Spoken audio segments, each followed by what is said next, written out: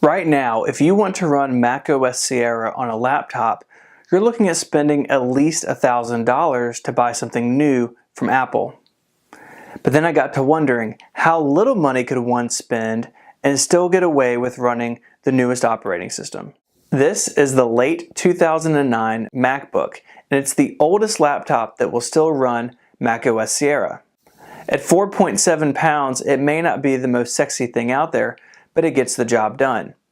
It has a 2.26 GHz Intel Core 2 Duo, 2 USB 2.0 ports, but no FireWire and no Thunderbolt, and, as you might imagine, it does come with an optical drive. Now, I have actually already put Sierra on this laptop, but it's a little slow. It only has 4 gigabytes of RAM, and it has a really slow 5400 RPM hard drive.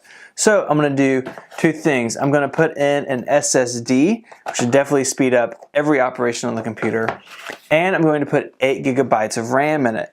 Now, Apple says this system will only support 4, but in actuality, you can put 8 in and be just fine. So we're going to start by turning the MacBook over. All of these screws are the same. There are 4 across the top and 4 across the bottom, and they are all identical. So you don't have to worry about getting them back in the right order. They're all the same.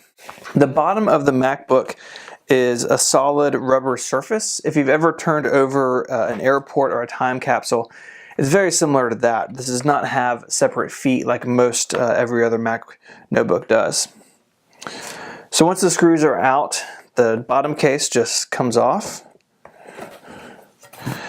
And we can see inside. So we have the battery, the optical drive, logic board, RAM, and the hard drive.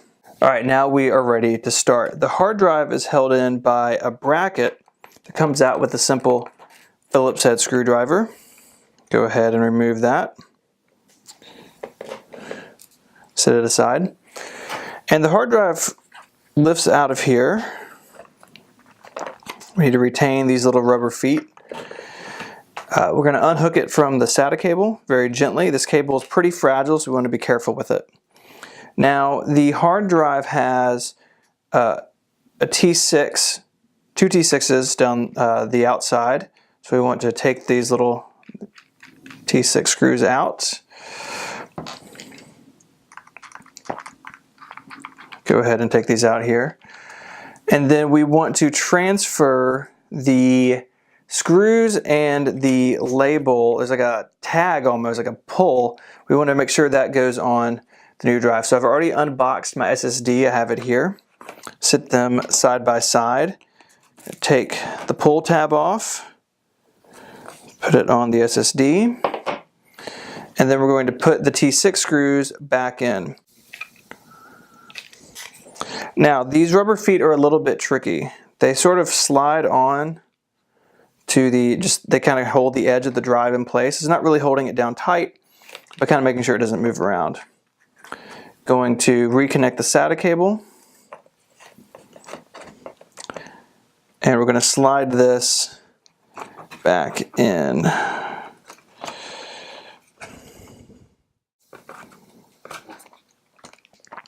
Once it's in place, I'm going to put that black retaining arm back into place.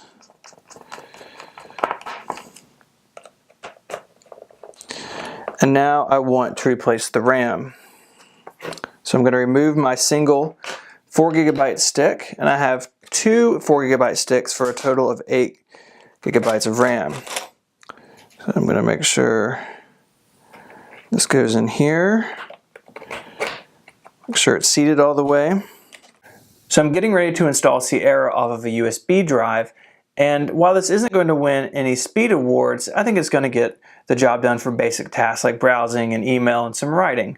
Now, it's important to note that not everything in Sierra is supported by this older hardware. There's no continuity support, so there's no handoff, there's no instant hotspot.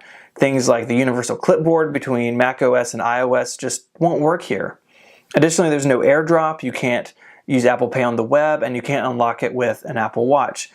But it's going to run modern software as long as there's not any software constraints with the CPU or something like that. Now this machine was $1,000 new. I got it on eBay for under $200, and I've got about 160 bucks in with the parts. So all in all, you know, 360 bucks for a machine that can run Sierra is a far cry from buying a new MacBook. It's not the fastest thing, it's not the prettiest thing, but it'll get the job done. If you have any questions about the MacBook, anything about the process or how it runs Sierra, leave a comment down below, and I'll see you guys soon. Adios.